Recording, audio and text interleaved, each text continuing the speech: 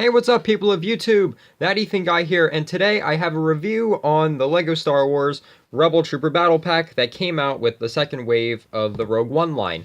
So we're going to review this. I'm going to tell you my thoughts. I'm going to tell you what I like, what I don't like, and most importantly, if it's worth buying or not. So before we get to that, let's start with the box. This is what the box looks like. It's a nice box art. It looks exciting, looks fun, it looks like everything a Lego Star Wars box should be. There was 120 pieces, which is nice because, if they are going to up the price, which is ridiculous, I'll talk about that later, but if they are going to up the price of these sets, I'm glad that they're at least, making these battle packs over 100 pieces for the most part. Ages 6 to 12, the number is 7516, who cares?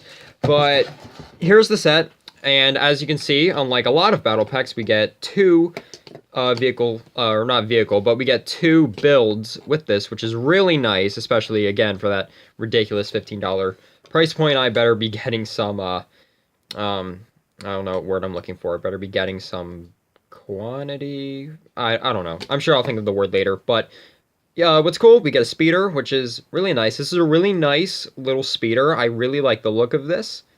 And I just realized I'm missing pieces from this. I think I'm missing a couple pieces. I'm missing a piece on the back here, but that's not a big piece. But yeah, there are little things that stick in here, so one of the guys can hop on. Actually, here, this is why we have the box here, so I can show you. They look like that, but whatever. This is, like I said, it's a really nice little speeder. I love the green. We haven't seen.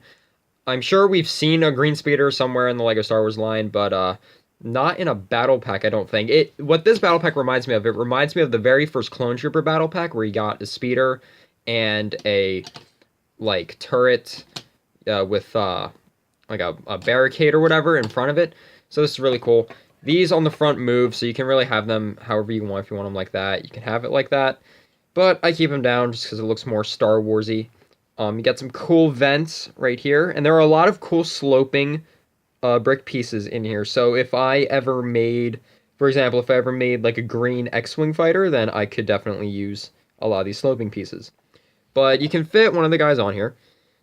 So we're going to do that. We're going to take this guy, and he's, I was about to say that he's shown on the speeder on the box, but no, it's the other guy. But yeah, we can fit him in, and he looks good. And what's really nice is you have clips on the sides for their blasters. However, I took out their stud shooters and replaced them with the regular guns. This guy just has a, we can focus here, but this guy just has a regular blaster. I gave them all regular blasters because I despise the stud shooters, unless the stud shooters are, cleverly integrated with the set, such as this turret. And we have the stud shooter on the top, and that fires. Let's try knock a guy over. Alright, well, that stud's gone forever. But this is a really nice little barricade. This is a nice little addition to the build. It's built, in my opinion, it's built kind of awkwardly. And also, I don't like how low to the ground this gun is, because if you were to grab a trooper, you see what I mean? How the gun is really, it's kind of low. There's seriously little to no cover for this guy if they were actually under fire. So I do wish that this was built up a little bit more, and maybe, I wonder if it would give them a little bit more cover if these were, maybe a little bit. I don't know, I kind of wish this was built up just a little bit more, but other than that, I'm very thankful for this. This is really nice, it's really cool. You can sit the guy down real quick. Let's do that. Yeah, if you sit him down, it looks a little bit better, but then again, if you're going to be sitting him, I kind of wish it came with a chair. But like I said, still thankful for this. This is great. So, how battle packs are for the figures. So let's talk about these awesome figures. So we will go from left to right. And here's our first figure, if we focus. So, unlike the Imperial Trooper Battle Pack, all of these guys are extremely different. They all have different faces, they all have different prints, and this guy is a really nice print. I would love to get a bunch of these guys. He looks really cool. He's tan. This is it's not a new piece, but it's a new color. It's in dark bluish gray, which I really like. and he just looks really good. He looks really good. I like that.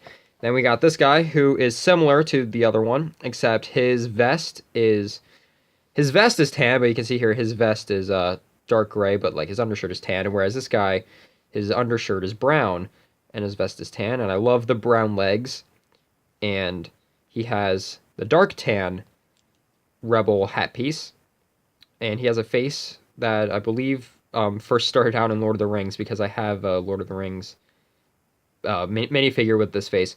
But this is really cool. He does have very nice back printing, and I like him. We're going to talk about that guy in a second, but this guy, again, another great figure. I absolutely love these helmets. I love the mold. I love the colors. I love the prints on the side, if I can show that. Yep. Looks great. I love all the little details that they added. That's a really great piece. And this guy's torso is also really nice, and I love the way the colors, like, they all match. It's very, it's very nice looking. And we have the last Rebel Trooper, which is a very good figure. My only issue is that it's essentially the same exact figure as this guy, which we got in the ATST set. It's just he has the dark gray legs. So, but what's really cool about this figure still is, again, the helmet. And if you look in the movie, this guy, actually, I believe all of these figures, they do appear in the movie. These figures are modeled off of actual characters, because this guy was the one that ran out, or tried to run out, during that bunker scene. He was the one who wanted to go and flip the lever so they can get the plans out of Scarif or whatever, and then got shot immediately. But this is cool. This is a very nice selection of figures, and what's also really nice is they look very, very nice against, if we kind of mix them up, they look good next to the other troopers that came in the other Rogue One sets, like this guy and this guy and the one I mentioned before. My only issue, or it's not really an issue, it's just something I would have liked to see. Like I said, since we already got this guy in, what was it, the ATST, or a very similar version of this guy. I want it to focus. I wish this camera would focus. It's getting there. Hey, you want to focus for me? Want to focus? Come on. You can do it. There we go. I wish that instead of getting this guy, I wish we got another one of this guy, but with the same skin tone, because this guy is, well, an African American, whereas these are white. And I like that. I like that they're doing that in this set, because, the Rebel Army is extremely diverse. So I wish that we got this guy just with the same head and hands and stuff. And I think that would have been really cool, and it would have been great to get one of these helmets. And maybe instead, what they could do is maybe they could, like, take this guy's helmet and, like, give him that. I think that would be a little bit better in my opinion, but either way, this set is fantastic, and the figures are very, very fantastic and very well done. So I would say this set definitely is worth buying, just not at full price. I personally don't think that any of the battle packs are worth $15, but if you can get this on sale, that would be great.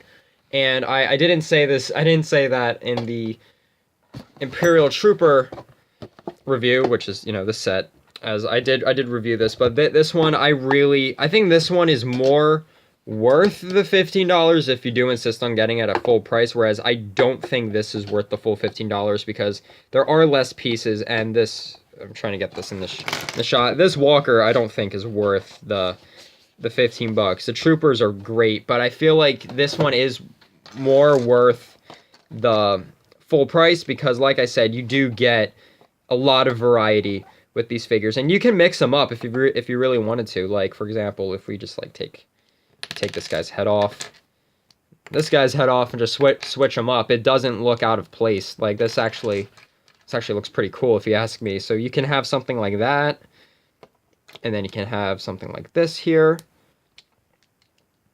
and that looks pretty good. You see what I mean? So you can mix them up, and I really like that. You can do the same with the legs and the torsos, and that's great. So, like I said, though, if you can find this on sale, get it on sale. But if you really do want this set, then I would get it at full price. So, like, I don't think it'd be terrible to get this at full price, whereas the Imperial Trooper Battle Pack, I don't think that's worth the full price. But anyway, thank you so much for watching. Please like, comment, and subscribe. I don't think I'm going to do an alternate build on this, but because I do think that this set is perfect, it's just the price point. I will be doing an alternate build on the Imperial Trooper Battle Pack because that walker is a monstrosity, and that'll come out at some point, probably next week.